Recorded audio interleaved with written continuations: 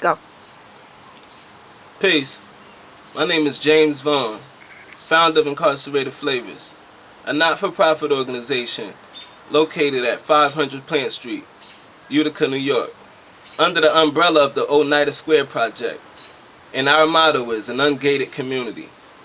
Incarcerated Flavors' mission is to, however, publish artwork and literary work for people that have been previously and currently incarcerated. Our mission is to not only publish this work through a hard copy magazine, but also via our webpage. The goal and the mission is to get their work out here and actually start to show them that their work can be something that they can tap into upon their release and actually use as a way of employment or a means to survive. However, right now, most of those individuals sit in these cells and use those very skills just to survive within there.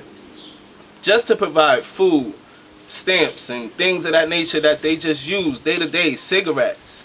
And when they come home, most leave that skill right there because they don't believe in it outside those gates. Not having anyone ever telling you, besides your family, who of course is going to say that's nice work when you send them something. So you really don't have that validation that you seek. Our mission at Incarcerated Flavors is to lower the recidivism rate.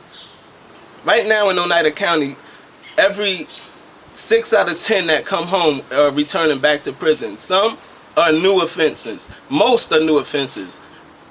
This is telling us right there that there's a lack of connection. There is a local reentry program that has some incentives to those that are coming home, but nothing to the point where it's rebuilding all of those other parts and connecting those parts that's needed. Our mission is to do just that.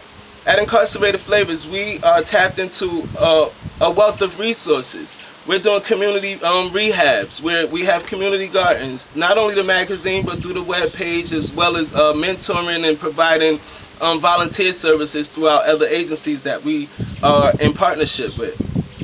This is what we aim to do, create those platforms so those that have a tarnished background would not have otherwise been recognized. How can I speak on this? You may be sitting there asking yourselves. Well, I take you back 15 years. If you ever heard of something called self-fulfilling prophecy, you may have an idea where I may be going. I didn't learn of these terms until much later, of course. I just used to think of the saying as something slick when I said and looked around at all of my friends that went to prison, and everybody that I knew mostly went to jail or either got shot or was killed. So I said to myself, if I ever went to prison, it was going to be for a long time. It was going to be for killing myself, or it was going to be for getting caught with a lot of drugs, because they would get caught with little amounts of drugs and things of that nature. So I wanted to make sure that I was that person that went all the way with whatever I did. And I told myself that I would do that. And then it came a day, I was sitting in a cell, and I was thinking to myself, you know what? I said I would do this. I was facing a drug charge in Paterson, New Jersey, which is my hometown. And when I fled from that, I came to New York State and I committed a manslaughter here. So there I had it, both of what I predicted and foreseen and said that I would live out.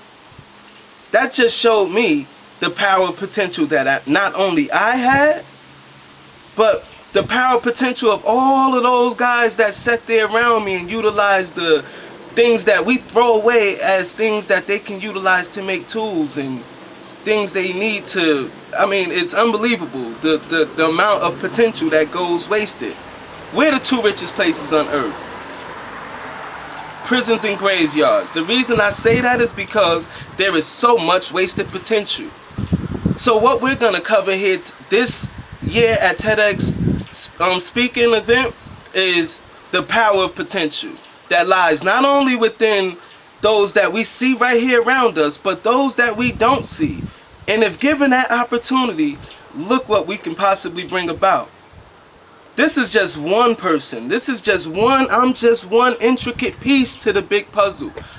If we really want to help recidivism and lower the recidivism rate, let's not put a band-aid. Let's come up with solutions. If we want to lower crime, let's not come up with marches and walking around the neighborhood and the community. Let's come up with solutions. People want to know that they're worth, that they have someone seeking their validation. And if we can employ, not just employ them, but at the same time create a unification within the family, then you have, you know, so much more potential. Our babies only grow up to be what they see, and if that's all that they're seeing, then we can't expect anything else. From a 5-minute difference from Utica to New Hartford, we see such a drastic change. So I would like to just tell you that this year, we're going to show you. We're going to bring the power of potential to the table, and hopefully, I'm not even hoping, I'm predicting this. I see it because this is what I said would come to.